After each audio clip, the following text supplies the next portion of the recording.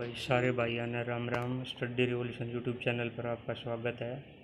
एक ज़रूरी सूचना थी भाई सभी क्लर्क भाइयों के लिए। हरियाणा क्लर्क जिनका न्यूली अपॉइंट हुआ है जो 2020 में, और जो पहले से जिनकी इंक्रीमेंट रुकी हुई है एससीटीसी की वजह से, तो भाई एससीटीसी के फॉर्म निकल चुके हैं 7/2021 के लिए, जिसकी लास्ट डेट है 20 जुलाई, जिसकी लास्ट डेट है।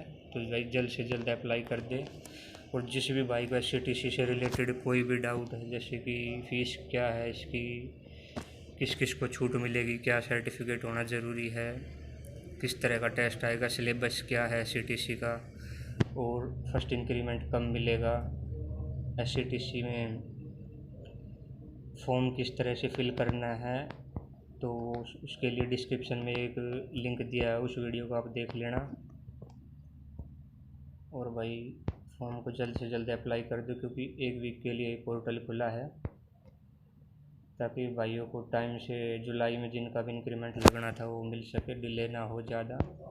धन्यवाद भाई। वीडियो को लाइक शेयर और सब्सक्राइब कर दे अच्छी लगी हो तो। धन्यवाद।